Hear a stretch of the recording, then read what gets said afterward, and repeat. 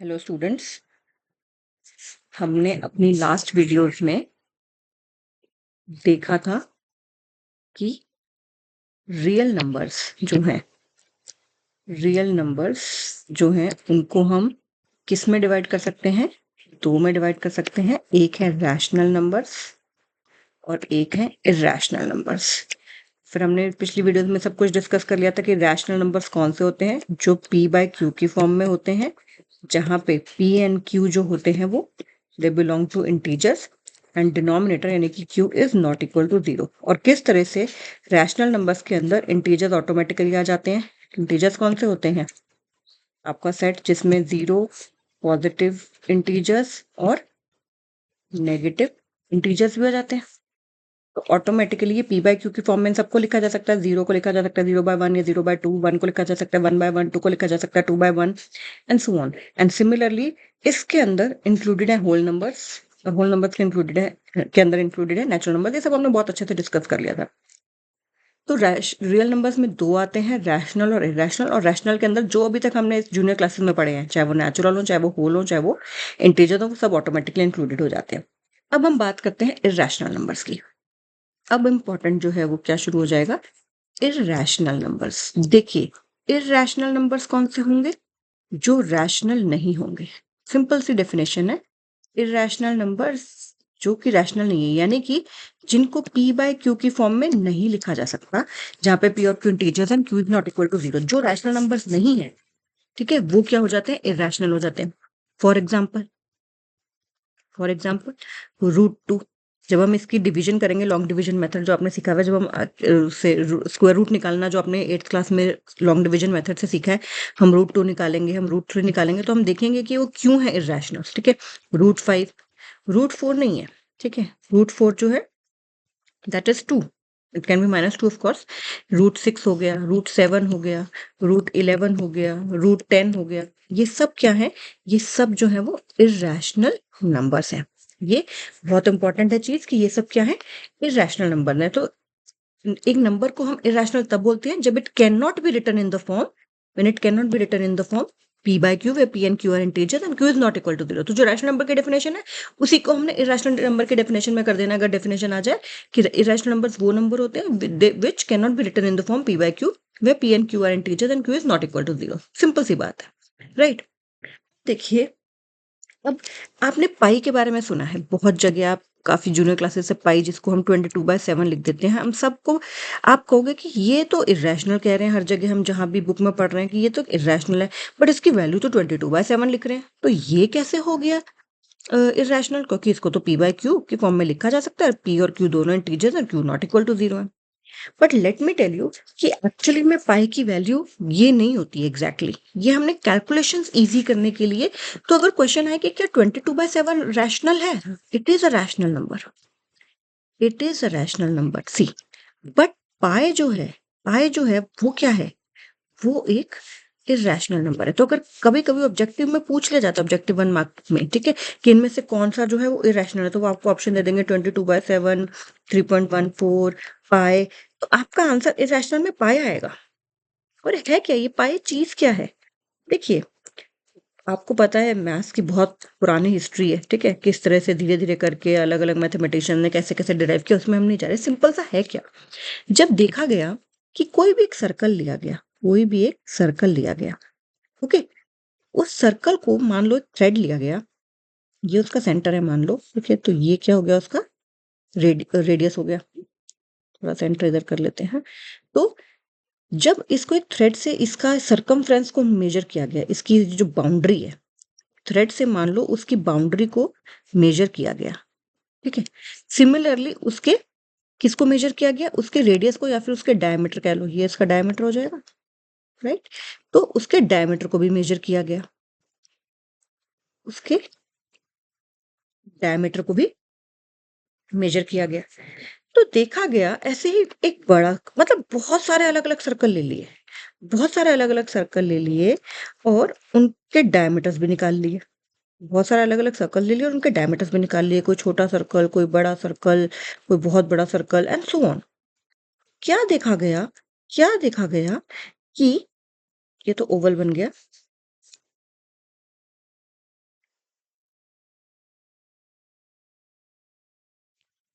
तो क्या देखा गया कि उनकी जो रेशो जब निकाली गई, उनकी जब रेशो निकाली गई, बाउंड्री की जो लेंथ थी यानी कि सरकमफ्रेंस की जब को जो भी आया, ठीक है, हमें नहीं पता कितना सेंटीमीटर आया, कितना मीटर आया, कितना मिलीमीटर आया, और उसको उसके डायमीटर से डिवाइड कर दिया गया। मान लो ये सर्कल 1 है, ये सर्कल 2 है, ये सर्कल 3 है, ये सर्कल 4 है। इन सबके केस में क्या किया गया, उनके इस सर्कल 1 के केस में सरकमफ्रेंस लिया, उसको उसके डायमीटर से डिवाइड कर दिया, कुछ एक नंबर आया। सिमिलरली सर्कल 2 को लिया, उसके सरकमफ्रेंस को उसके डायमीटर से डिवाइड किया, कुछ नंबर आया।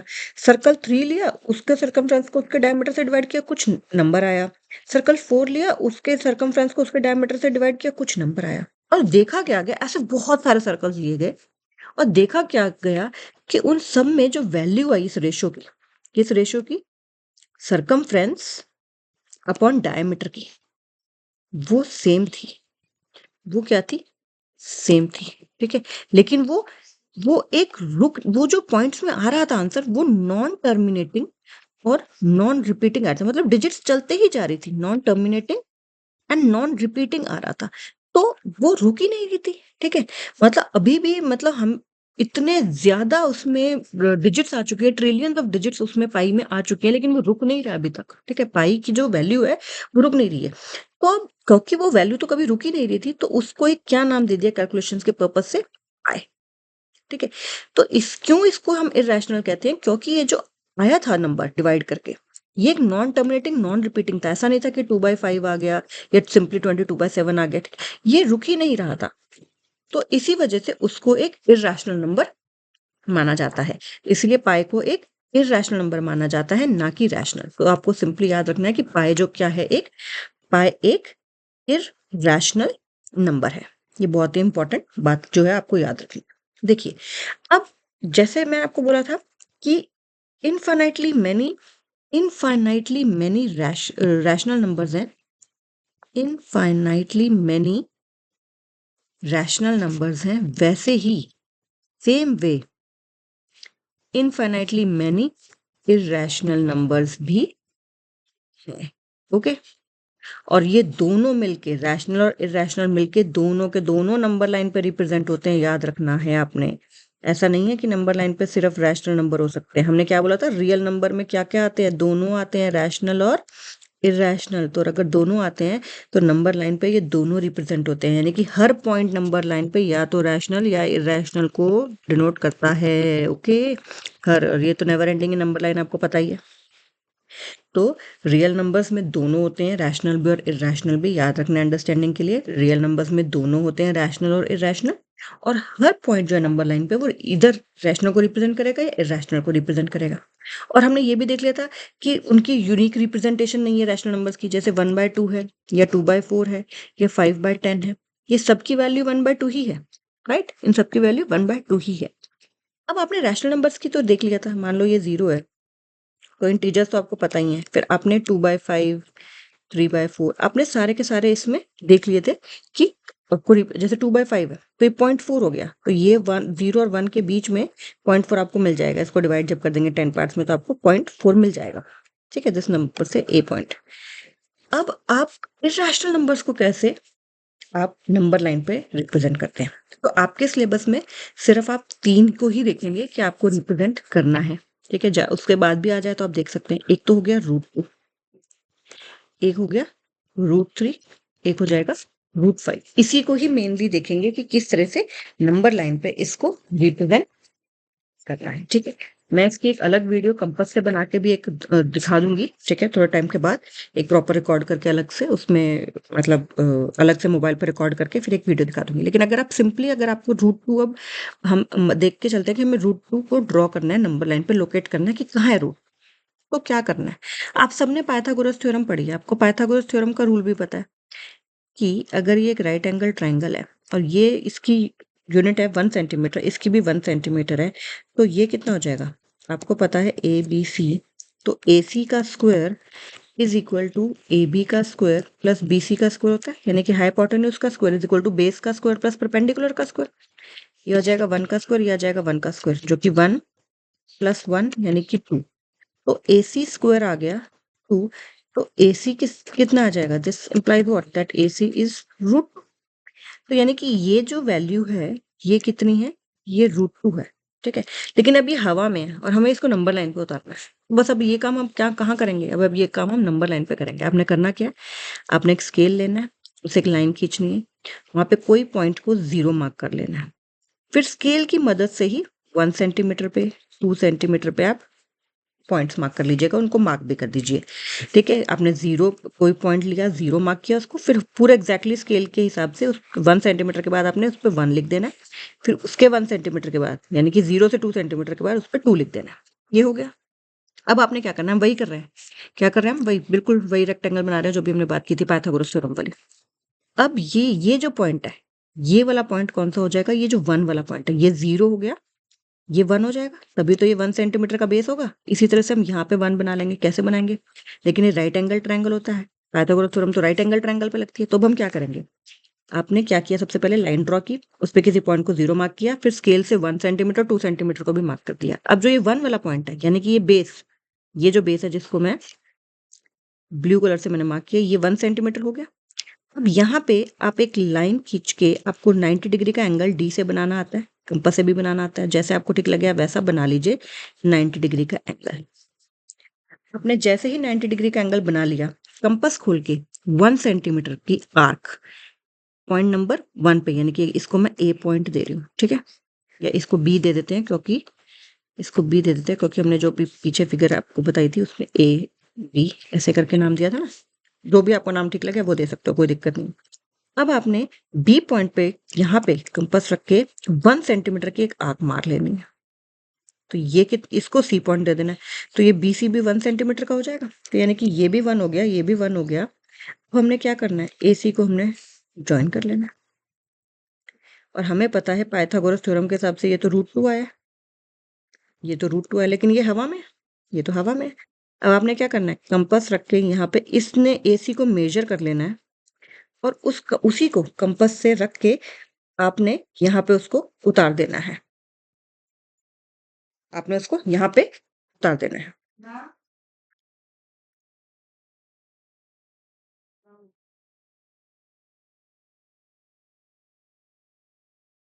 ठीक है? इसको आपने फिर आपने जो ये हवा में है एसी का, इसको आपने नीचे उतार लेना है। तो ये आपका क्या बन जाएगा? जो ये पॉइंट आएगा, मान लो ये डी दे देते हैं इसको, तो एडी जो है आपका कितना आ जाएगा? √2 आ जाएगा। वो यहाँ आएगा, एक्चुअली 1.414 होता है, ठीक है? तो वो कितना आ जाएगा? √2 आ जाएगा। एक बार मैं दोबारा से बता रही हूँ, एक बार मैं दोबारा से बता रही हूँ। आपने एक लाइन ड्रॉ करनी है, उस पे 0 मार्क किया, स्केल की हेल्प से 1 और 2 मार्क कर लिया। ये जो है इसको ए और बी नाम दे दिया। यहाँ से आपने एक 90 डिग्री का एंगल ड्रॉ किया, ठीक है? फिर बी से 1 सेंटीमीटर की आर्क कट कर दी। तो बेसिकली हमने क्या किया? हमने ये 1 ड्रॉ कर लिया, हमने ये 1 ड्रॉ कर लिया। सिंपल सी बात है। अब आपको कुछ ड्रॉ ही नहीं करना। अब आपने इसको जॉइन कर लेना। तो ये ऑटोमेटिकली √2 आ गया। ये ऑटोमेटिकली कितना आ गया? √2 आ गया। लेकिन ये हवा में, हमें तो उसको नंबर लाइन तो हमारी ये है ना, नंबर लाइन तो हमारी ये वाली लाइन है ना, पूरी ब्लू वाली। तो हमें अब इसको उतारना है। तो हम इस पॉइंट को हम अगर सी कह दें, तो हम ए सी को मेजर करके, जितना ए सी का मेजर है उसको ए से ए सी को मेजर करेंगे और ए पे रख के जहाँ जितना भी वो है यहाँ पे कट आ जाएगा, वो उस पॉइंट को कह देंगे डी, ठीक है? और हम बोल देंगे कि जो डी है वो रिप्रेजेंट क्या करता है? रूट। वो क्या रिप्रेजेंट करता है? रूट को, ठीक है? ओके, सिंपल सी बात है। वो क्या रिप्रेजेंट करता है? रूट को। बहुत इजी है। अगर अब आपको मान लो √3 करना है, अब आपको √3 करना है, तो √3 करने के लिए याद रखिए, जो भी अगर आपको √n करना है तो आपको उससे एक नंबर पहले का रूट का ड्रॉ करना ही पड़ेगा, ये याद रखना। अगर √5 करना है तो √4 तो 2 होता है, तो कोई दिक्कत ही नहीं है। तो √n माइनस, अगर √n को अपने लोकेट करना है तो √n-1 हमें पता होना चाहिए। जैसे यहाँ √2 को लोकेट करना था तो √1 यानी कि 1 हमें पता होना चाहिए था, और 1 हमें पता ही है। 1 तो स्केल से इजिली मेजर किया जा सकता है। ओके, अगर अब मान लो आपको √3 ड्रॉ करना है, इसी में इसको √3 ड्रॉ करने के लिए आपको √2 आना जरूरी है। तो आपने पहले क्या करना है?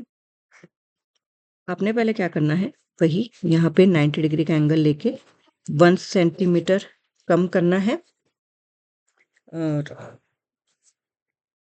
एक minute, just wait for 1 second, I am coming.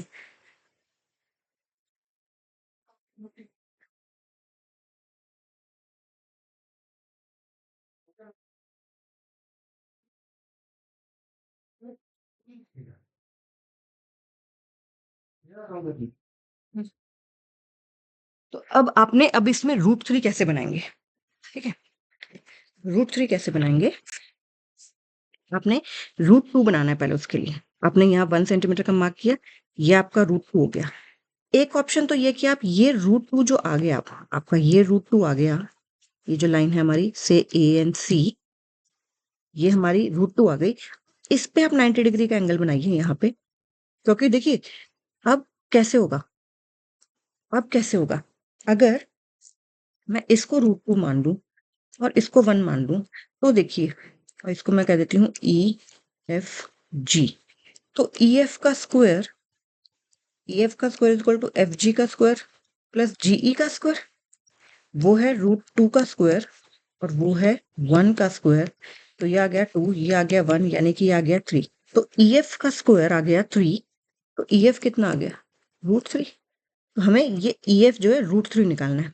अब मैंने यहाँ क्या किया, यहाँ पे 90 डिग्री, सी पॉइंट पर 90 डिग्री का एंगल किया और फिर 1 सेंटीमीटर की आर्क काट ली। और अब जो ये मैं ज्वाइन करूंगी ए के साथ से, इसको मैं नाम दे देती हूँ जी, ठीक है। तो ये जो ए जी है ये क्या है, ये √3 है। ये ए जी क्या है, ये √3 है। और फिर इसको मेजर किया ए जी को, जितना आया ए से वहां रख के फिर आपने यहाँ पे मार्क कर दिया। 1.732 समथिंग होता है वो। तो वो जो है वो क्या आ जाएगा आपका, मान लो इस पॉइंट को हमने नाम दे दिया एच, तो आपका ए एच, ठीक है। एच पॉइंट जो है वो पॉइंट जो है एच रिप्रेजेंट कर रहा है और ए एच की जो वैल्यू है वो है √3। ओके। एक दूसरा मेथड और भी इसमें कर सकते हैं। दूसरा मेथड क्या कर सकते हैं, आपने नंबर लाइन ली थी, 0, 1 और 2 किया था, फिर 1 पे यहाँ 1 सेंटीमीटर काटा, ये √2 आ गया। इस √2 को आपने मेजर करके ए बी सी, आपने ए सी को मेजर करके यहाँ भी उतार लिया था, ठीक है। इसको मान लो पॉइंट दे देते हैं डी। तो अब ए डी को √2 मान लो और फिर डी पे आप एक परपेंडिकुलर खींच दो। ऐसा भी तो कर सकते हो। √2 आपने उधर, आपने पहले क्या किया था, इधर बनाया 90 डिग्री, है ना। अब इधर ना बना के आप एडी भी तो √2 है, हमने डी जब √2 बना दिया तो एडी को √2 मान के अब डी पे एक परपेंडिकुलर खींच के इस पे 1 सेंटीमीटर काट दिया, और जो ये भी आएगा, जो भी ए एच, ठीक है, वो क्या हो जाएगा, √3 हो जाएगा। फिर उसको आपने नंबर लाइन पे ले लेना है बस, ठीक है। इसकी मैं एक अलग से वीडियो भी बनाऊंगी। अच्छा, √5 तो बहुत ईजी हो जाएगा। √5 कैसे ईजी हो जाएगा, √5 के लिए मैंने आपको क्या बताया, अगर √5 करना है तो हमें √4 पता होना जरूरी है, लेकिन √4 तो 2 होता है। तो √5 तो बनाना बहुत ईजी है। इसको 2 ले लो, इसको 1 ले लो, तो ये हमारे पास कितना आ जाएगा, ए सी का स्क्वायर कितना आ जाएगा, ए बी का स्क्वायर यानी कि 2 का स्क्वायर प्लस 1 का स्क्वायर यानी कि 4 प्लस 1, तो ए सी का स्क्वायर आ गया 5, यानी कि ए सी कितना आ गया, √5। तो ये तो बहुत ईजी है बनाना। इस पे तो आपने क्या करना है, इस पे तो आपने नंबर लाइन ली, ये 0 है, ये 1 है, ये 2 है। 2 को आपने बेस ले लिया, यहाँ पे आपने परपेंडिकुलर खींचा, इसको 1 सेंटीमीटर काटा, इसको ज्वाइन किया, तो ये आपका क्या आ गया, जिसको मैं ब्लू से मार्क कर रही हूँ, ये आपका क्या आ गया, ये आपका √5 आ गया। क्योंकि ये आपका 2 है, ये आपका 1 है, तो पाइथागोरस थ्योरम के हिसाब से ये √5 आ गया। लेकिन ये हवा में है, तो इसको आपने उतार लेना है कहाँ पे, इसको आपने कहाँ पे उतार लेना है, इसको आपने नंबर लाइन पे उतार लेना है, आपका √5 बन जाएगा। ओके।